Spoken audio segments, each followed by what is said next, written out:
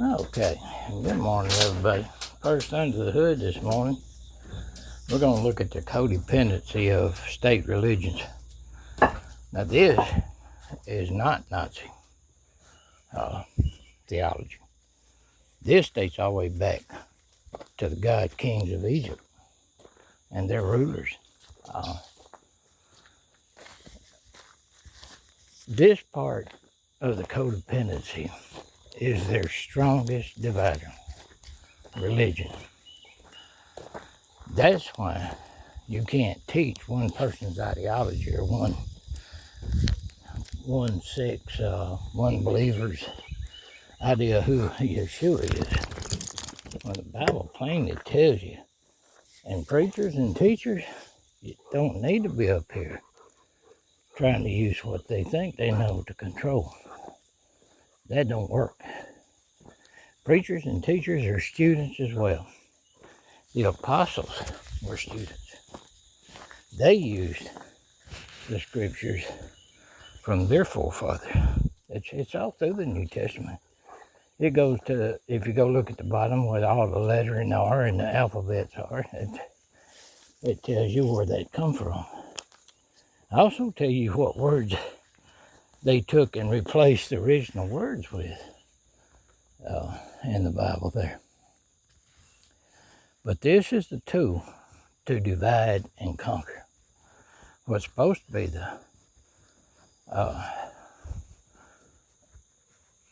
the part that brings people together in love and harmony.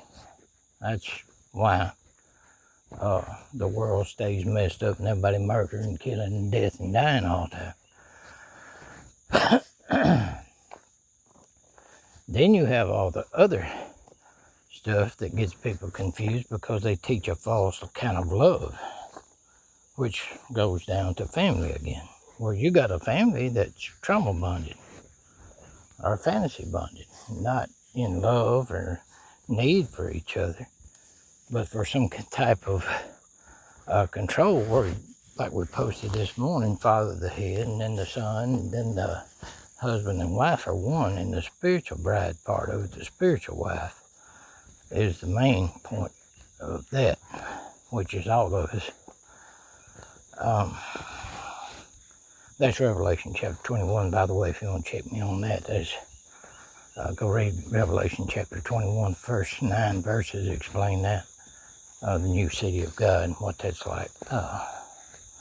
But it's against the United States Constitution that they're just walking all over with this state religious stuff. You can't do that.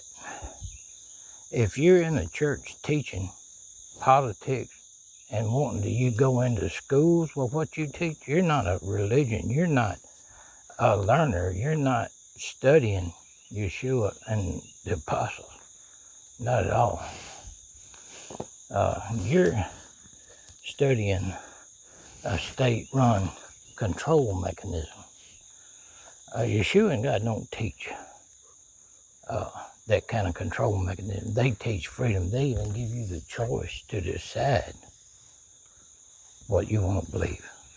And that's the way it is. If you want to be in the schools teaching, you have to teach all the religions. And they don't want to do that. But you can't just teach your brand, your ideology, and make everybody believe what you believe. Because you think if you educate them in Jesus, they're going to come believe that. I'm going to tell you what, if you go into classes teaching that control mechanism, you're going to be soundly rejected. All you're going to do is, like you've done most of the world, turn a whole lot of the world into atheists against God, because that's against God's principles, and even Yeshua giving his life for you in the greatest show of love ever. The Son of God, the Word of God in the flesh, who he was. God's still his Father, and they're not the same one like the religions want to teach now. And Yeshua made that plain over and over, that he was subject to his Father. 1 Corinthians tells you what he's going to do. He's going to come back, and all these religious institutions, all these political institutions, all these things, he's going to destroy them because the government's going to be on his shoulders. He's going to set up his kingdom. He don't want you to set up a kingdom waiting on him. He wants you to prepare the way of who he really is and what he's really going to do. And that's what 1 Corinthians says. And then at the end of it, after he does all that, it's going to take 1,000 years. When he's finished, he turns it back over to God, where it's all in all. And that's when you have the great day of God's judgment.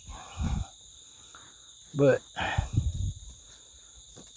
what we have today is a divider. It's not a unifier. It's not unifying nobody. And not only that, it's not sanctifying God's name.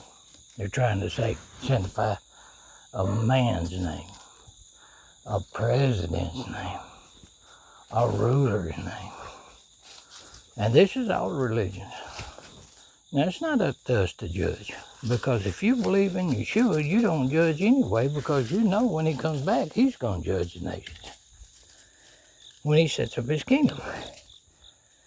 And those who don't follow his word, those who don't abide and live in godly love for each other, but instead want to divide and keep this codependent mess going to maintain control, things like that, whoever God judges these people to be and what they've done, then you're going to be destroyed, and the bird's going to eat your flesh right there. That's Revelation chapter 19.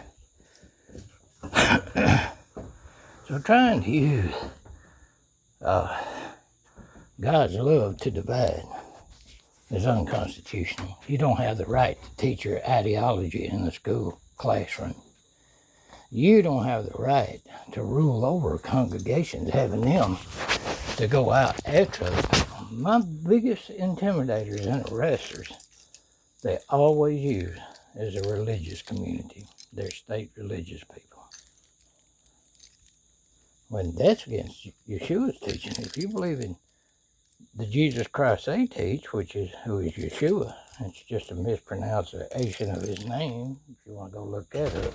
His name was probably Joshua, but it tells you to love your enemies. It don't tell you to harass and control them. They said to leave that to Yeshua when he comes. If you believe in the second coming, then do that. If you don't, then continue to divide and face him.